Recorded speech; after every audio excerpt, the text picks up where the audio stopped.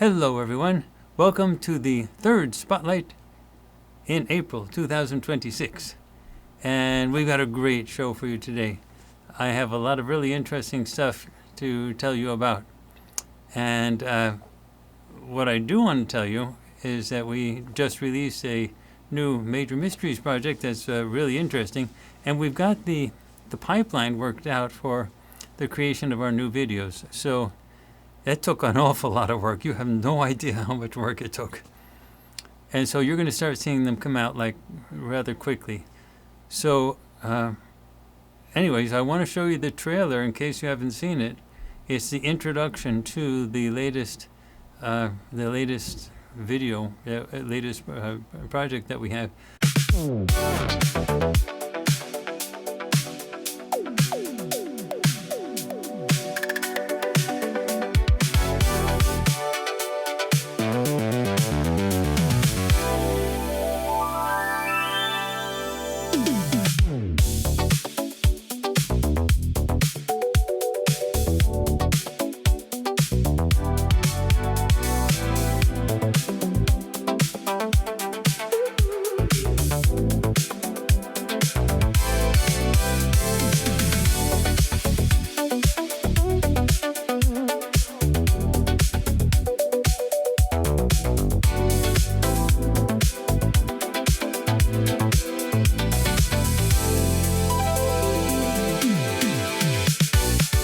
Hello everyone. The Boeing X-37B is an unmanned reusable spaceplane operated by the United States Space Force.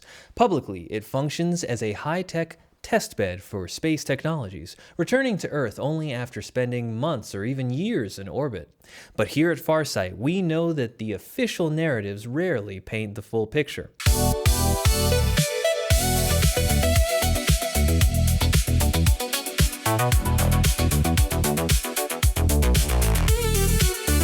Let me explain this a little bit. It's X-37B. But what happens is the United States has two different types of space forces. One uses rockets and are secret, and the other uses, well, secret craft that are ET type crafts, like flying saucer type of things, and those are secret. The only thing you see is SpaceX and the International Space Station, which is just like, it's crazy.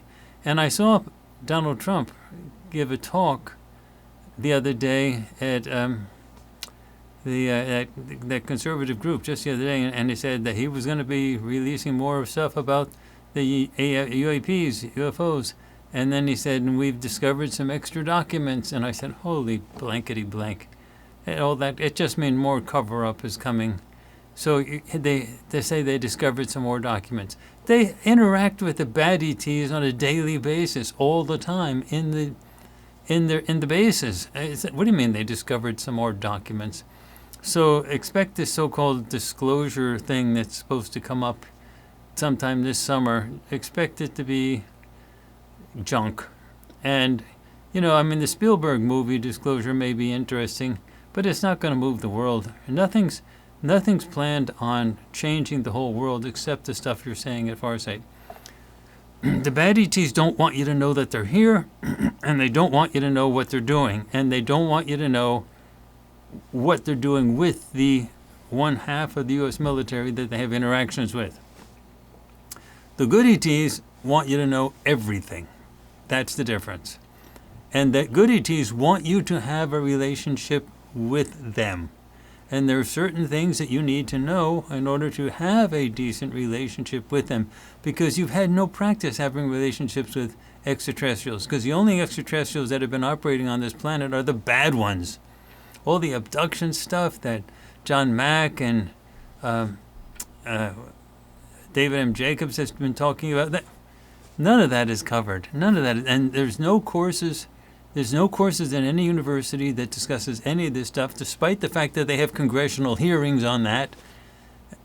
And despite the fact that we show people how to actually take the videos of the UFOs, they're still saying, are we alone in the universe? Do you think they may be real?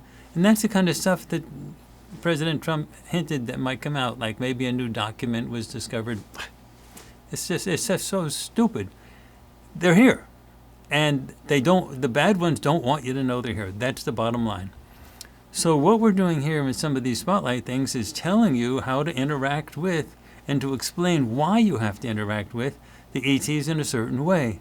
Not the bad ETs. They don't even want to interact with you. They want to capture you, abduct you, do genetic experiments on you. That's what they want. What the good ETs want is to talk with you. They want us to record them talking with us so that you can see it happening and not be afraid and actually do it.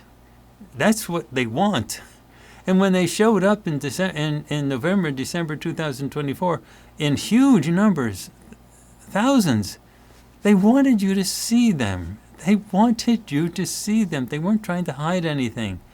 So that's the big difference. Okay? Okay. Anyway, so let's actually begin now, because this is a really interesting talk and topic. And this topic is love, responsibility, and guilt. And trust me, it all deals with how to interact with the ETs, the good ETs, and it explains what's going on. Okay? So let's begin. It's an interesting idea. Love, responsibility, and guilt. So let's start with this. Have you ever helped someone and then later realized that you didn't actually want to? I mean, you didn't refuse or anything. You said yes, and you showed up and you did the thing. You helped them. And then afterwards, something felt off. Maybe it was subtle. Maybe it was immediate, but somewhere inside there was a tension. And not because they did anything wrong, but because something about your reason for helping didn't feel right. Okay? Or think about it like this. Have you ever said yes to someone while already knowing you're going to regret it? And you can feel it even as the words are coming out of your mouth. Yes, of course, I'll help. And at the same time, another part of you is already pulling away, already calculating the cost, already feeling the burden. Now, compare that to something else. There are moments, rare moments, when you don't calculate anything at all. Someone needs help, and you move. No hesitation, no internal debate, and no feeling of resentment afterwards. Just action. And afterwards, you don't feel drained. You feel right. So, what's the difference between the two? Why do some acts of helping, feel effortless and others feel like a weight you carry afterwards? And why do some actions bring you closer to people and others quietly push you away? Because as it turns out, there are really only a few reasons why people help anyone at all. And you have to understand, this really relates to the entire extraterrestrial phenomenon, because the good ETs are here to help. And so you need to know why they're here to help. And if you don't understand which of those types of things that I was just describing is driving you, your relationships are going to confuse you, and your decisions will confuse you, and eventually the world itself is going to start looking confusing. All right. Now, pardon me, but this is how I see the world. Let me tell you a girlfriend story that will bring these ideas to life. Many years ago, when studying at the university, I had a girlfriend who was facing lots of serious academic challenges with her classes. She was all tied up in knots. Okay. Now, I love to camp and swim, just as I do today. So I immediately decided to help her by inviting her to come with me on my next camping trip. I always enjoyed camping in my tent. These days I use a camper, but in those days I used a tent, and experiencing nature. And the swimming. I must have been a fish in a former life. I love to swim. Well, she agreed to go, especially after seeing how enthusiastic I was about camping. I was really ramping it up. And we packed our things, got into my old van, and it was an old van, like a really old van. And off we went. In fact, I rebuilt the engine of that old van, which is why it blew up 15 miles outside of Santa Fe, and I had to be rescued. But that's another story. That's another story. The engine just... I wasn't the best mechanic. Anyway, but when we got there to the camping place, her attitude about life didn't seem to change. And the outdoors environment did not do to her what it does to me. I mean, I get to the camping spots, I just feel like so chilled out immediately. And when I'm surfing, I sometimes just hang out there in the water and let the waves bob me up and down, and the legs are just swaying back and forth in the water. I mean, it's just heavenly. Anyway, but the girlfriend, she started to appear gloomy. And she began complaining about things like the food, the lack of plumbing, the bugs, the heat. I tried to tell her that if she changed her attitude, she would experience camping as something refreshing and uplifting, and she laughed and said it will not change how she experiences her professors. Well, as we were driving back to the campus at the end of the weekend, she seemed gloomy and I was depressed. I went camping because I too needed the break. I too wanted to feel refreshed, but instead I spent what little money I saved, and I felt drained, even exhausted. And back in those days when I was a student, I didn't have much money. I regretted trying to help her. And I asked myself, why did I try to help her? What motivated me to try to insert myself into her life to change her emotions? What made me do what I did? And at that time, years ago, I had no answers to those questions. I just tried to move on. But looking back on that now, I realized something important. I wasn't just helping, I was acting on a reason. And I didn't understand what that reason was, because there's something most people never stop to think about. When you help someone, why are you actually doing it? Is it for them or is it for you? And the answer is not as simple as we like to believe, because as it turns out, there are really only 3 reasons why people help anyone at all. And those 3 reasons are love, responsibility, or guilt. And if you don't understand which one is driving you in any given moment, you can end up doing exactly what I did on that camping trip. Spending your time, spending your energy, even spending your money, and walking away feeling worse than when you started. Not because helping is wrong, but because the reason you are helping matters. Okay, but now after years of additional experience and thought, I do think I understand a bit more about what I was thinking and doing back then on that camping trip. To explain, let's start by talking about one of my absolute favorite Renaissance poets, John Donne.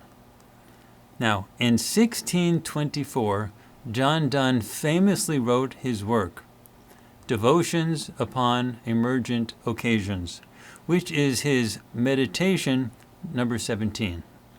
It's a remarkable passage. Donne wrote this while recovering from a near-fatal illness. Now, hearing the church bells toll for a funeral of somebody else, he reflected on the profound interconnectedness of humanity. And he wrote this: No man is an island entire of itself. Every man is a piece of the continent, a part of the main. If a clod be washed away by the sea, Europe is the less, as well as if a promontory were, as well as if a manor of thy friends or of thine own were. Any man's death diminishes me, because I am involved in mankind, and therefore never send to know for whom the bell tolls. It tolls for thee. Yeah, I love these Renaissance poets. Anyway, the basic meaning of this passage is that none of us live alone. All of us live in a world filled with people. We are all part of a collective called humanity. Or, if we want to generalize a bit and include the emerging collective of human-created AIs, not the ET AIs, but the human-created AIs, we can say that we are all part of the collective known as Earthlings. And as members in the collective known as Earthlings, when any member of our collective is removed from the collective, we are all diminished in some way. So it would seem that there is a natural logic to the idea of helping others. If we are all part of the same collective, and if our existence is defined in terms of how we interact with the rest of the collective, then helping others is like helping oneself. You benefit in some way when you help others. But of course, life is not that simple. And we do not always see that we are benefiting ourselves when we are helping others. And indeed, we often look at life as opposite to the perspective of John Donne. In science, there is a thing called game theory. Game theory is a big thing in social sciences, especially political science. And as you all know, I'm a political scientist in a university, so game theory is big. And one of the common attributes of game theory is the idea that people interact with others based on what is in it for them. It's a totally selfish view of existence. That is, people are considered players in a game, and they choose their behaviors based on what option that is available to them benefits them the most. And when making these calculations, people need to consider what the other players in the game are likely to do.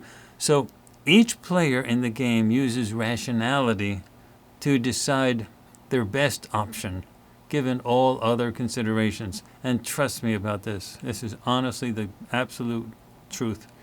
The Pentagon uses game theory all the time when it comes to having engagements, military engagements, or potential military engagements with others. And with regard to the war that's been going on in Iran and stuff like that, game theory is big.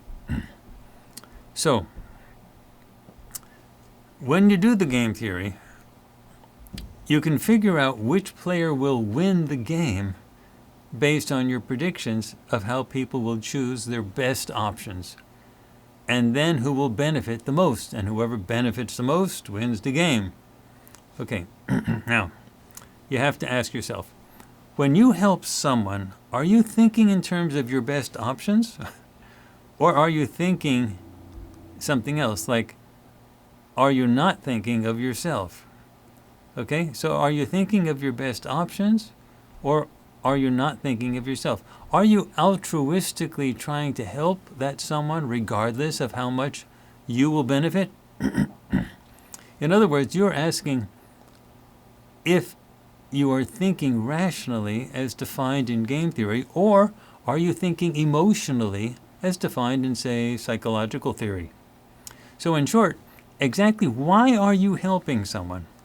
And once we figure this out, we can scale this up and ask the very real question of why the good ETs are here in this solar system trying to help all Earthlings break out of this very real prison that is being run by the group that we at Farsight call the bad ETs. So we are talking about helping people. And there are 3 modes of doing this: love, responsibility, and guilt. Now, these 3 modes can work across individuals, such as when you are personally helping someone, or groups, such as when a group is helping someone, or institutions, such as when a company, country, or other institution is helping.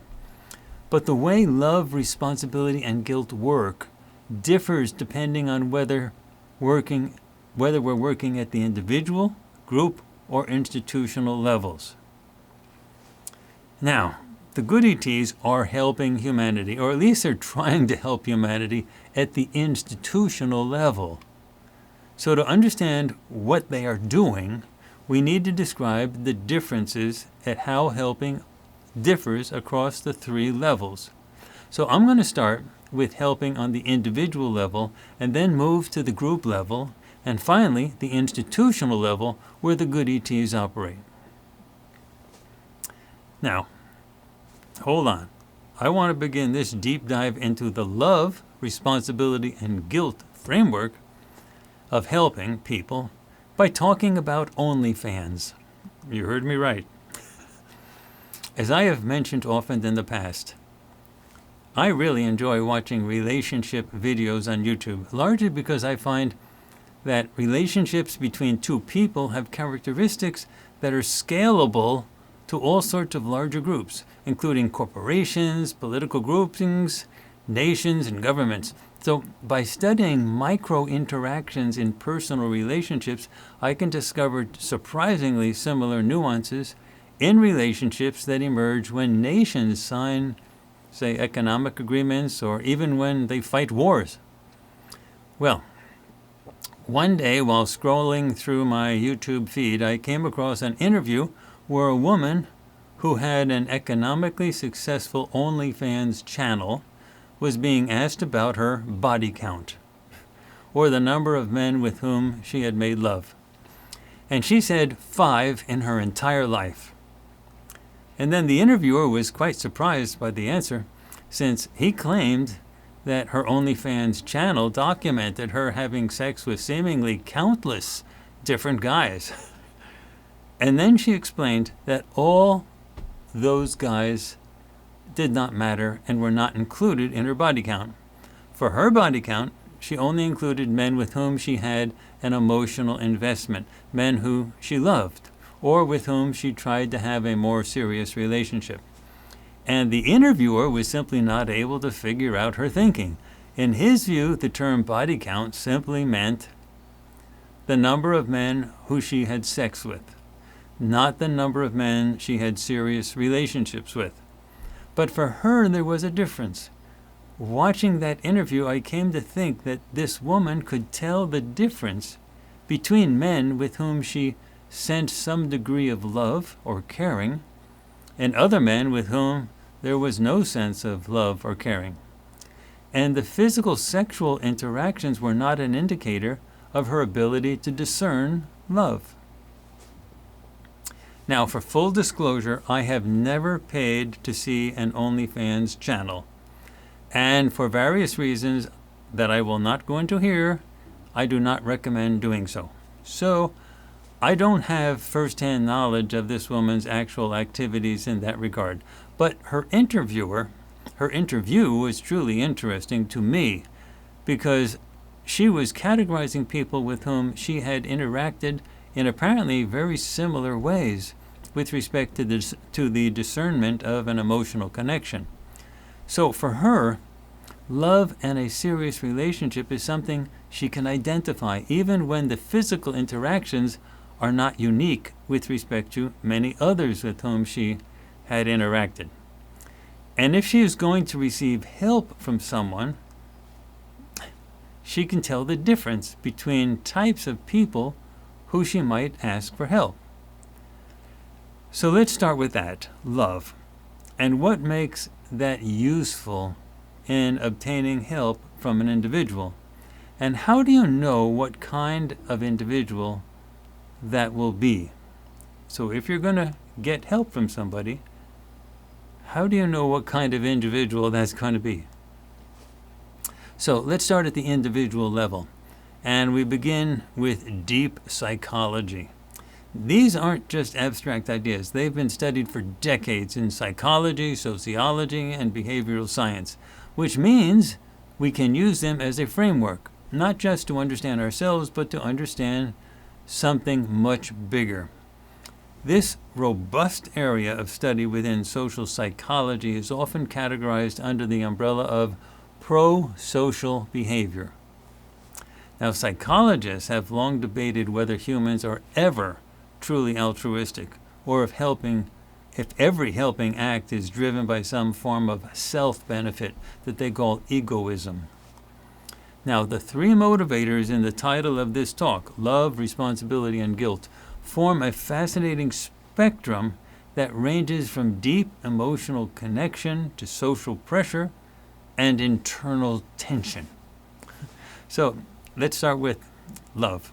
Let's begin with love, and which we can characterize as altruism and attachment. Now, in psychology, love as a motivator is often viewed through the lens of empathy and altruism. And the hypothesis was championed by C. Daniel Batson. The mechanism is this. When we feel love or a close attachment to someone, we experience empathetic concern. And this isn't just feeling for someone. It's a genuine desire to reduce their stress or their distress without regard for our own gain. And the relationship is like this. Unlike responsibility or guilt, love-based helping is other-oriented. It is the most resilient motivator because it isn't dependent on being watched by others or fulfilling a debt. The reward is simply the well-being of the other person. So now let's consider the second element, responsibility, which we can characterize as being structured by social and personal norms. It's different. This is a cognitive motivator driven by our understanding of our place in the community and sort of the unwritten rules of the community. And this approach was explored by Shalom Schwartz, who is known for the norm activation model, which explains how responsibility becomes a personal moral obligation. So in its most general terms, we have the following parts. Here it is. There is the social responsibility norm. And this is the societal rule that people should help those who need assistance. It's a rule. You should do it. Even if the helper doesn't expect a future payback. And then we have the mechanism, and it is often tied to reciprocity. We feel a responsibility to help those who have helped us, or those who are unable to help themselves, like children and the elderly. And then there is the relationship. Responsibility acts as a bridge. So while love is emotional, responsibility is ethical. And it motivates us to help even when the feeling of love is not present, providing a stable structure for cooperation in large societies. Okay.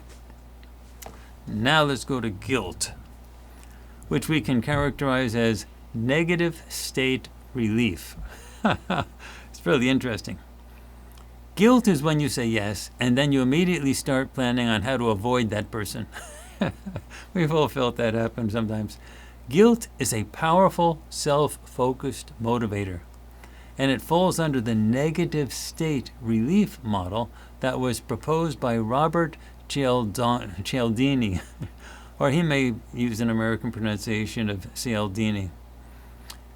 Now, the mechanism is when we see someone suffering, or if we have caused harm, and we experience a personal sense of unpleasant arousal. That's what guilt is. So we help the other person primarily to extinguish our own bad feelings. Now, the relationship for guilt is a restorative motivator, and its goal is to return the self to a state of emotional equilibrium. So interestingly, studies show that people who feel guilty are significantly more likely to help a complete stranger than those in a neutral mood, simply to feel better about themselves. It's weird, huh? Anyway, so to summarize what we have on the individual level, we have love, which uses empathy to directly improve another's condition, whereas responsibility uses duty and norms to focus on society, to maintain social order and personal integrity. And finally, we have guilt, which uses the desire to reduce tension to selfishly alleviate a sense of internal distress or feeling of debt. Okay, so now let's extend these psychological ideas to larger groups, because we're eventually going to rank this up to the ETs. So when these three motivators, love, responsibility, and guilt, move from an individual level to a collective one, so far we just covered the individual level, but when they move to a collective one, they shift the vibe and the survival strategy of the entire group. So in social psychology, this is often studied through collective action and social identity theory. And here is how these drivers manifest and interact within larger group dynamics. So first, we go back to love. Love can be seen as in-group favoritism. We've all seen that happen, right? We have a certain group and they favor each other. In a group, love often scales into social identification. You identify as a member of a group. And when members feel a deep emotional bond with the group's identity, they help others not because of a specific rule, but because they view the other member as an extension of themselves. Well, the result is high levels of creativity and psychological safety. People always feel safe in a group, right? Groups driven by this altruistic identification tend to be more resilient during crises because the motivation is intrinsic. But there's a risk. Here it is. It can lead to extreme in-group versus out-group dynamics. Like, really, if you're not in the in-group, you can really suffer. So where compassion is reserved only for those inside the circle. And we've all seen that, right? So let's shift now to responsibility with groups. And there we have the bystander effect. Responsibility in large groups is often a double-edged sword. In a collective, the diffusion of responsibility can occur when everyone assumes someone else will act. How many times have you seen that? Somebody being robbed or something like that, and everybody sort of walks past and says, somebody else is going to fix this.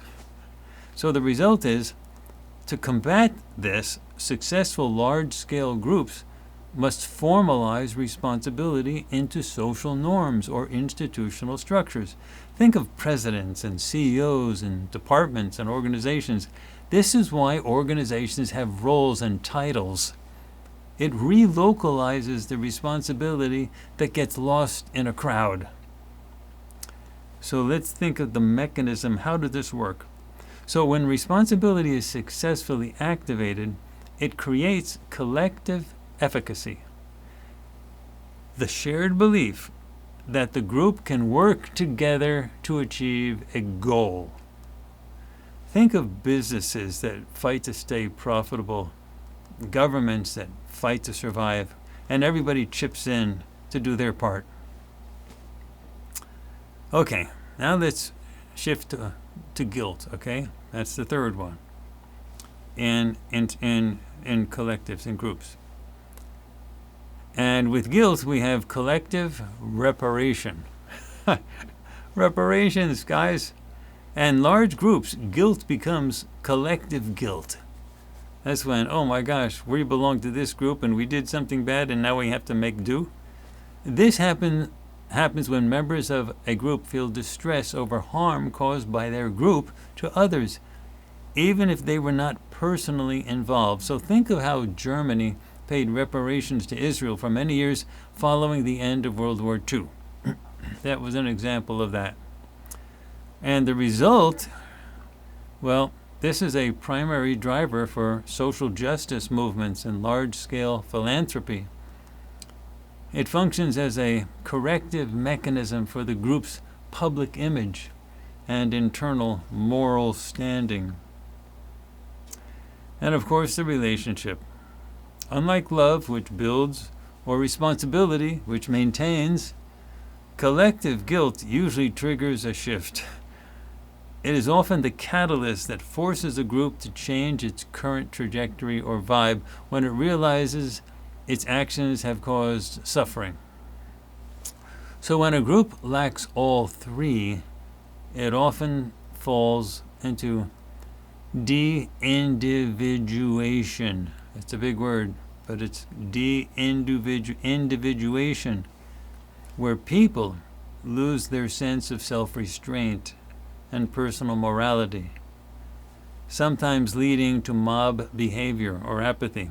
Think of societies that fall apart.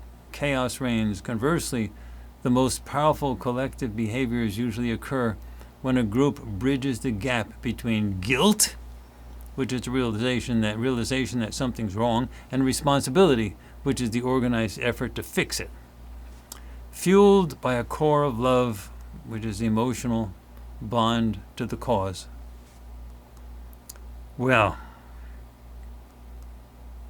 finally, let's project all this into the institutional settings, like corporations, businesses, governments, things like that, where motivators play out in environments where transparency or hidden information is a factor in how the group perceives its own responsibilities. Because this is where we live on planet Earth. A world, as you know, of hidden secrets and manipulation. In particular, we are focusing now on how these things work within institutions, such as governments and businesses.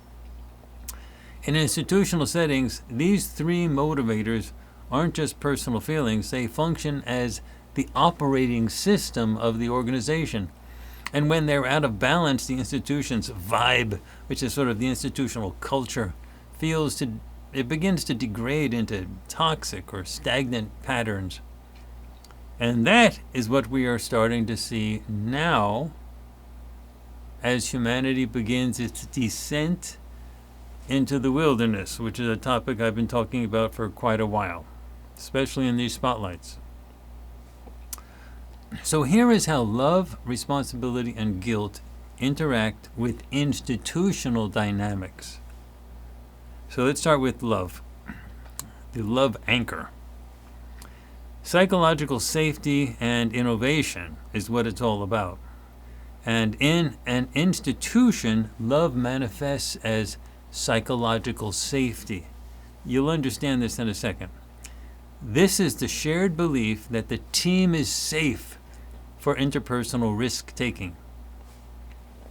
The dynamic is this: when members feel valued, a form of institutional love, they are more likely to share out of the box ideas or report errors without fear. And this creates an environment of high excitement and creativity. They're all in there as a group that's really doing great. But there is possibility of the souring.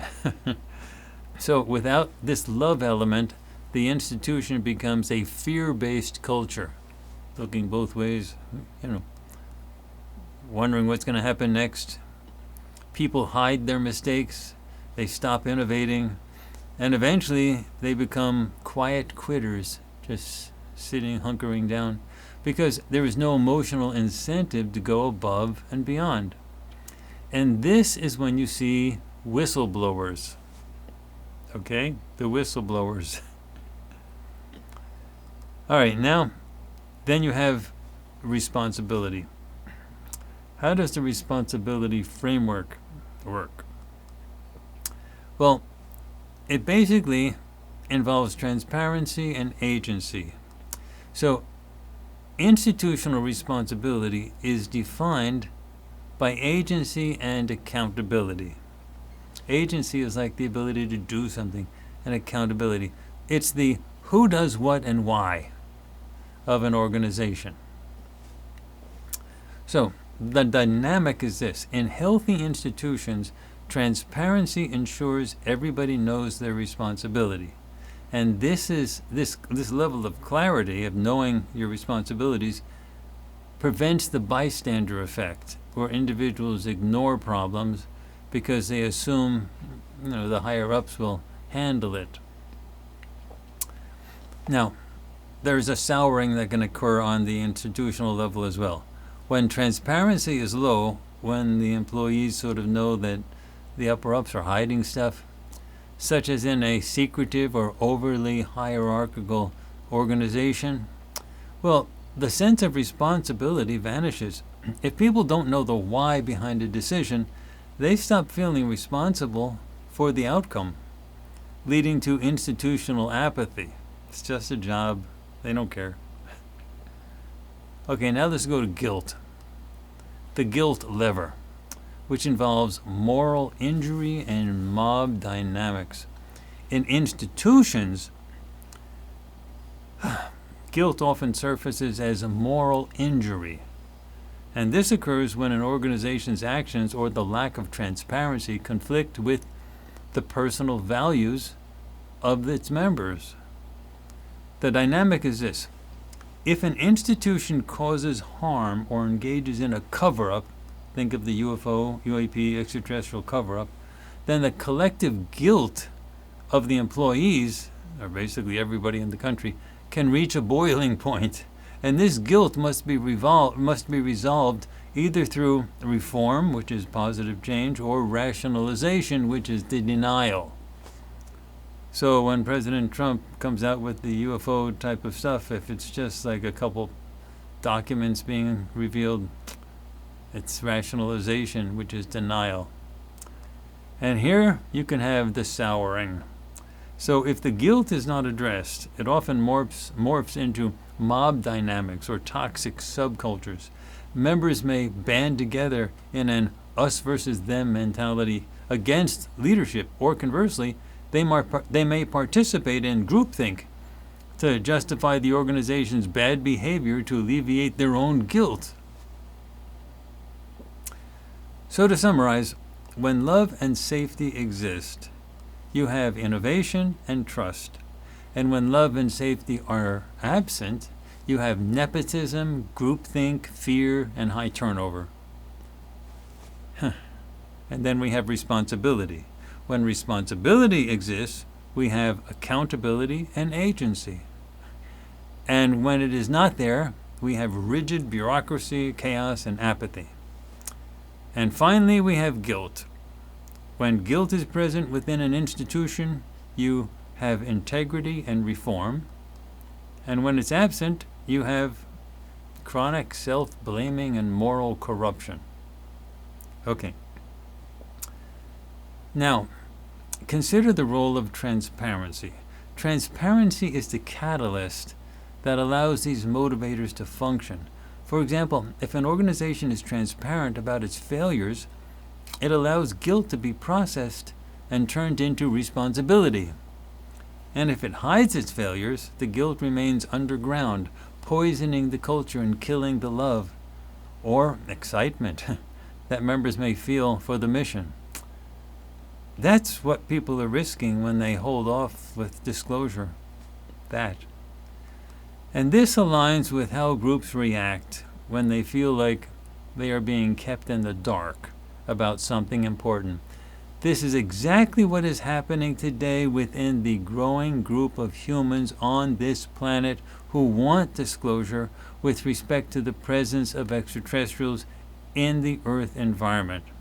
So here we have the lack of transparency and the beginning of mass disaffection with regard to their feelings for the institutions of the government. And believe me, they're risking a lot when the government goes that route. So I want to thank you for staying with me so far. I bet you never knew helping someone can be so complicated, but it is. Okay, now let's pivot to address the subject of the extraterrestrials that are here to try to help humanity, the good ETs. And let's begin by first considering the short story by Arthur C. Clarke, The Sentinel. It's a great short story. This short story was the basis for the classic science fiction movie 2001: A Space Odyssey. Now, Arthur C. Clarke's story follows a lunar exploration team in the late 20th century. The narrator, a geologist, notices a strange metallic glint on a remote mountain in the Mare Crisium, which is the Sea of Crises on the moon. Driven by curiosity, he climbs the mountain and discovers a perfectly symmetrical crystalline pyramid-like object surrounded by an invisible protective force field. It is clearly not natural and not built by any known lunar or human civilization, and eventually the scientists break into it using atomic power, but the device itself is incomprehensible, far beyond human technology. And then there is the realization. The object is not from the moon at all. Instead, it is a sentinel left by an advanced extraterrestrial civilization millions or billions of years ago, and its purpose is to monitor developing life, to remain silent while the species becomes advanced enough to reach space. And then once discovered, it sends a signal. Intelligence has emerged here. That's the signal. And the story ends with a chilling implication.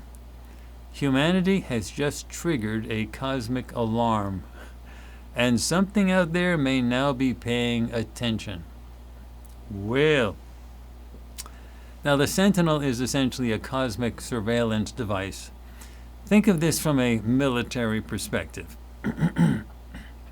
If the U.S. military discovered something like the Sentinel, its first and primary reaction would be defensive. The device could be transmitting to a potential enemy, and we need to act to protect ourselves from the enemy. The military would not say, "Wow, we are not alone in the universe. Let's go out and greet our brothers and sisters in the galaxy. Oh, I bet they're going to be so helpful to all of our problems." They're not going to say that. With the military, such a thing would never, ever, ever happen. They would immediately think in terms of weapons, weapons development, and secrecy.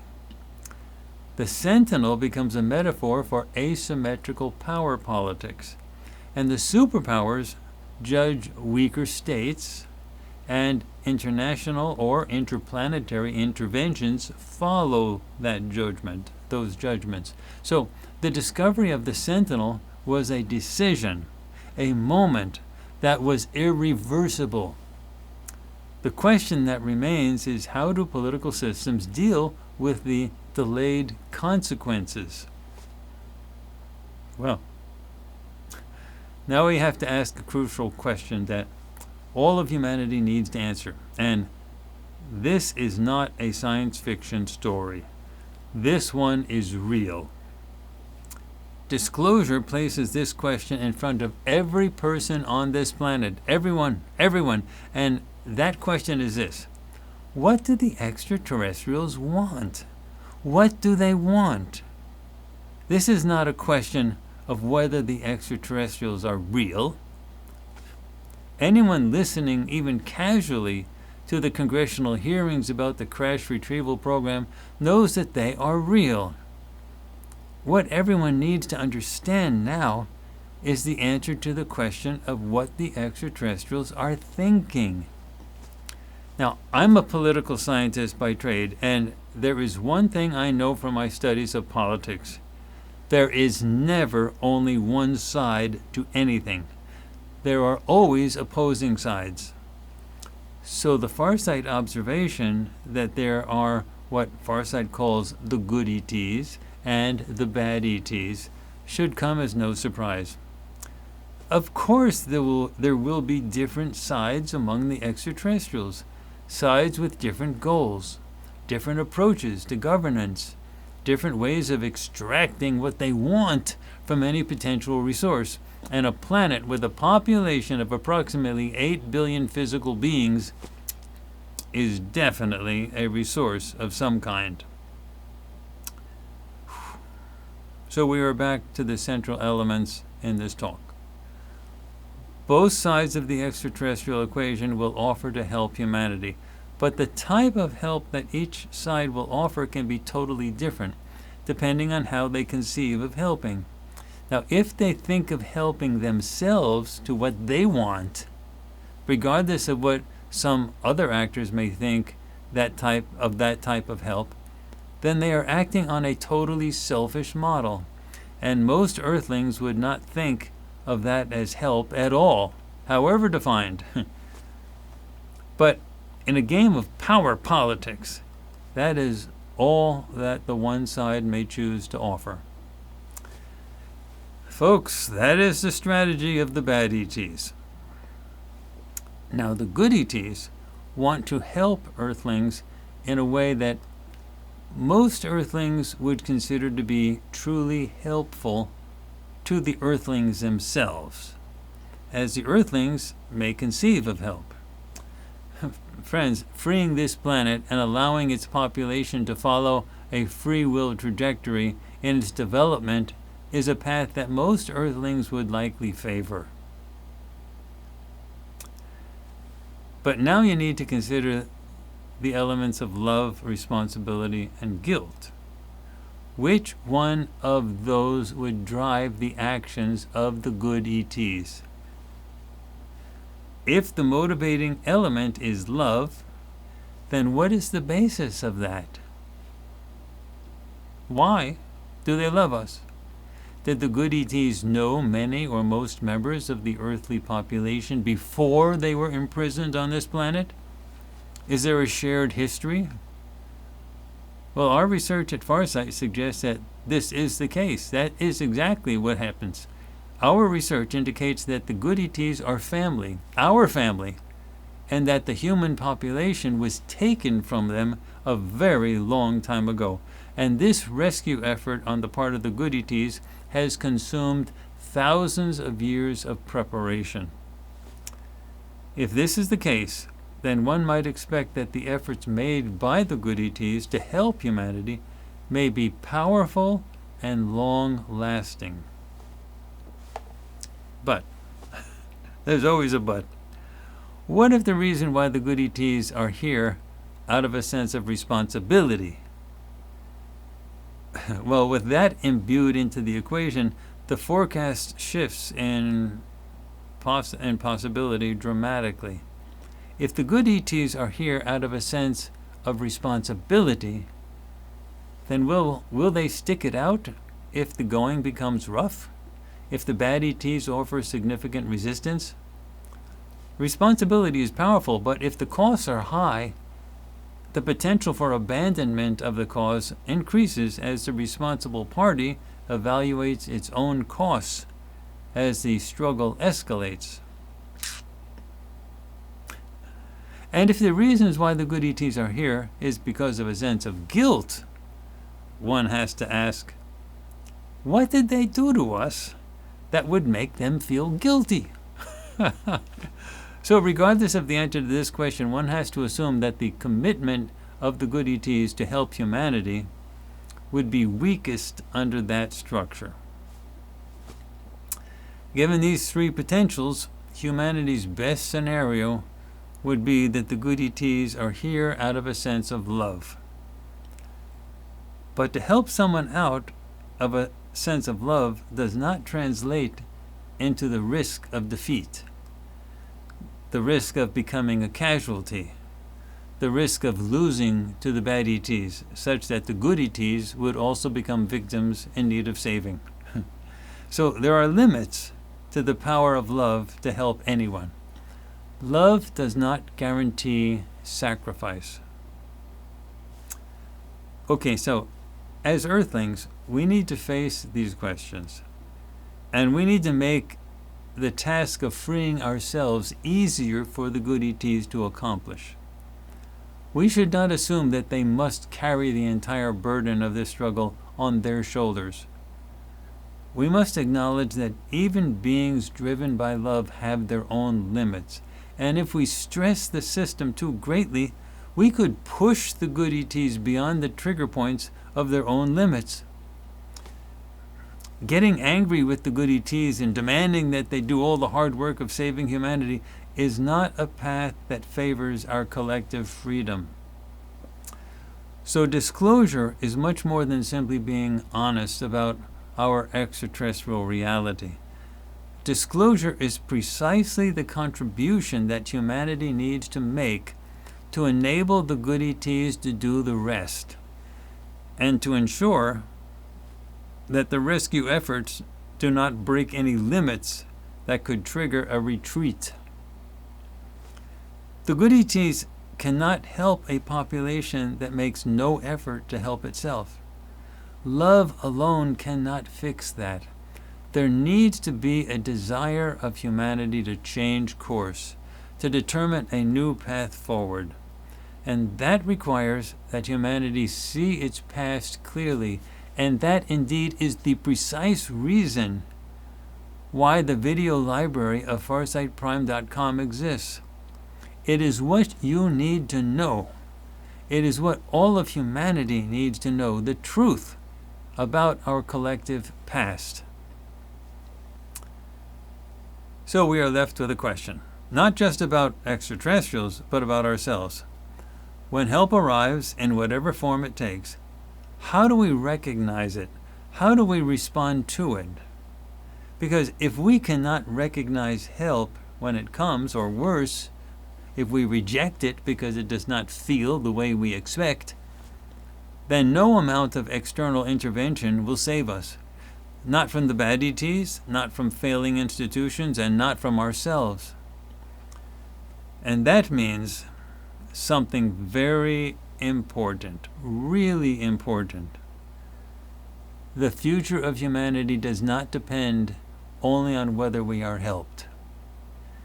It depends on whether we are capable of understanding the nature of that help and meeting it halfway. Because love has limits, responsibility has limits, and even guilt has limits. And if we push those limits too far, we may find ourselves alone, which means without anyone to rescue us. And if that happens, we would be alone as slaves, and the bad ETs would remain our masters. If you get nothing else from this talk, let it be this. Disclosure is not optional. It is something we need as much as life itself. Okay. Anyway, friends, I wanted to say that that's what I came to talk with you about. We had a good turnout today. And I also want to remind you that we have the new Mysteries Project up on FarsightPrime.com. And so that's the X-37B, which is a great one. And you need to know about the secret planes. Remember, there's three types of space exploration that the government does. There's the stuff that you see, like SpaceX rockets and International Space Station and the trip around the moon, stuff like that.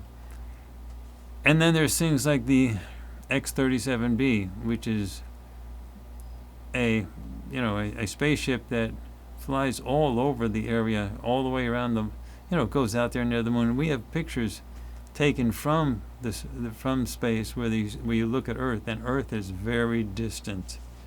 And you say, wow, that thing really got far out there. And so you need to know what that's all about. What the heck are they doing out there with that kind of spaceship? And of course they have the other spaceships, the ones that use ET tech, and they keep those super secret as part of the secret space program. Anyway, so this is a chance for us to show you what's actually going on with the secret middle one, which is the X-37B. All right, and that just came out. Also, we're finalizing the next conversation with, it is the series Conversations with Harvey, but this one is a conversation with Ebonique, and it has myself, Aziz, and Ebonique in the video, and you're going to really like it. It's really great. And that'll be out in a couple days. So, all right, everybody, and love you, and remember to sign up for our free newsletter that you can see on farsight.org, and remember, please, to subscribe to our YouTube channel, which is the only way we get a chance to tell you about our live stream events such as this. And we're going to be having more live stream events in just a week and a half out in the wilderness. Okay, so that's going to be fun. All right, everybody. I want to thank you for being here, and I am going to see you again next Sunday at the same time, right here, and expect to see actually a couple of things you're probably going to see before the end of the week, which will be the conversations with Ebonique in the conversations with Harvey thing, and also the ET board meeting. So we're wrapping up both of those this week, and so you're going to be seeing both of those probably before Sunday. A couple days for the conversations with Ebonique. And Ebonique, of course, is my daughter, and she's half human and half ET. And anyway, it's a very interesting conversation.